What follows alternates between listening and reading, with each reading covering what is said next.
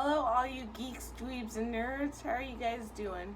Today I'm going to tell you what you are going to repeatedly hear when you fall down the personal finance hole. There are 7 steps to take control of your finances. Step 1, open a savings account. Step 2, pay off debt. Step 3, create an emergency fund. Step 4, start investing. Step 5, save for higher education. 6, pay off house. And 7, build wealth and give. Step 1, open a savings account. So Dave Ramsey and a bunch of money gurus are going to tell you to keep $1,000 minimum in a savings account. Some are going to tell you to keep your healthcare deductible in there. I'm going to suggest a high deductible plus maybe $500 because why not?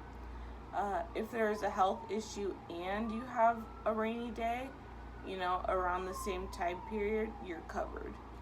I, however, am risk adverse, which means I like to be more cautious. If you don't really care and want to pay off debt sooner, then just go with $1,000. It's up to you. So step 2, pay off debt. There are 2 methods to paying off debt. The first is called the snowball and the latter is called the avalanche method. The snowball method is when you sort your debt from largest to smallest by the amount and then pay it off that way. So for example, you pay the $500 debt before the $1,000 debt before the $50,000 debt. Easy concept. The second method is when you sort your debts by interest rate.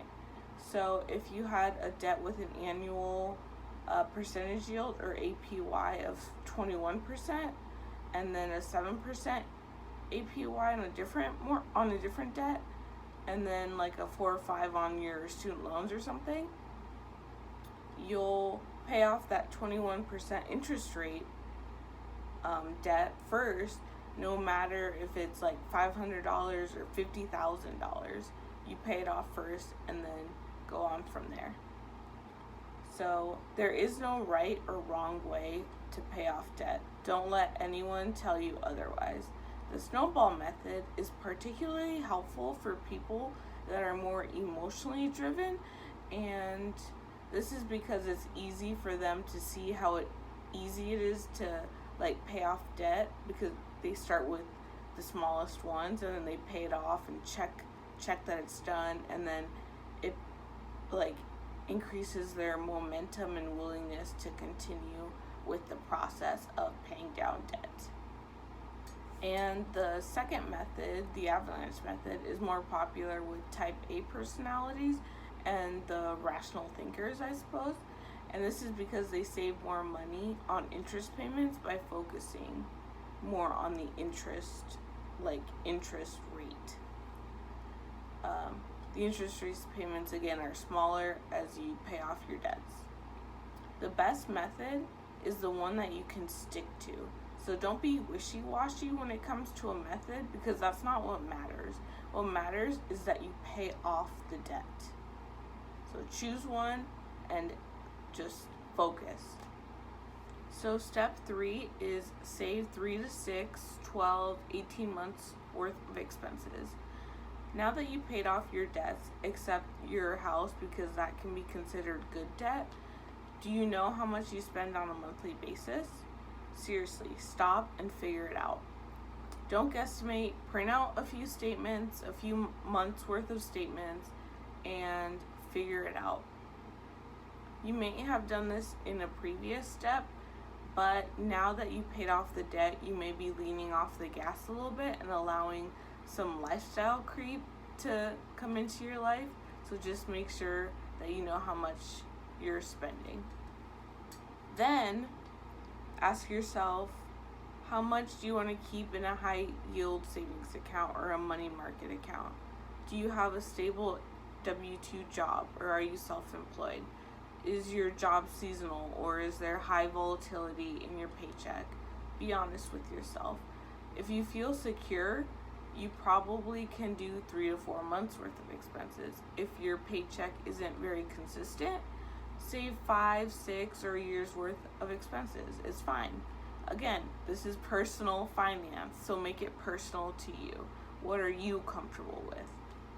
Step 4, invest 5 to 15% in investment account. So this is another big topic.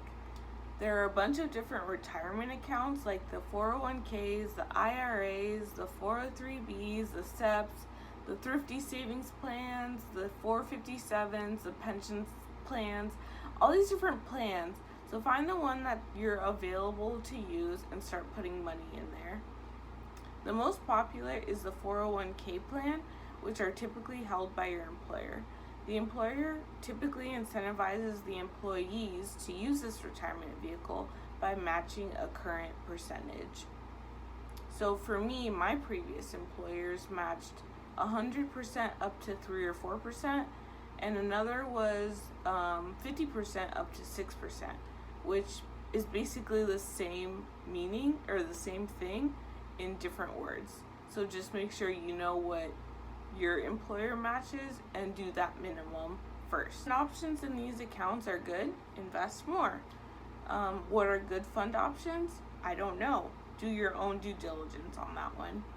If there are no good fund options though from your employer, start an IRA or an after-tax account separate from your 401k. And that way you can get to that 5 to 15% investments. And finally, we have the last 3 steps. Save for your children's college or higher education. Step 6, pay off your house. And step 7, build wealth and give. I don't have children, nor do I own a home, so technically I'm on step 7 right now. I donate every month, and now what? So I thought long and hard about this, but I realized that I don't want to just sit and wait for my wealth to accumulate, and realize that I have so many hobbies I can potentially monetize during my building wealth step. So I did my 200 yoga teacher training a few years ago and can teach yoga.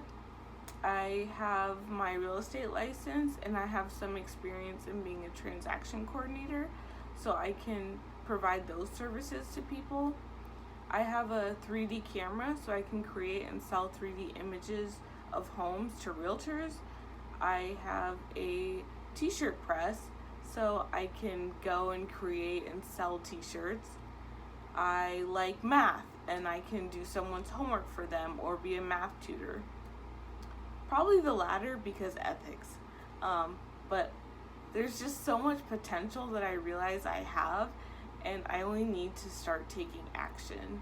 So please keep me accountable, YouTube. That's it for me. What step are you on? Are you stuck and need help? Let me know in the comments below. Okay, thanks. Bye. Cheers.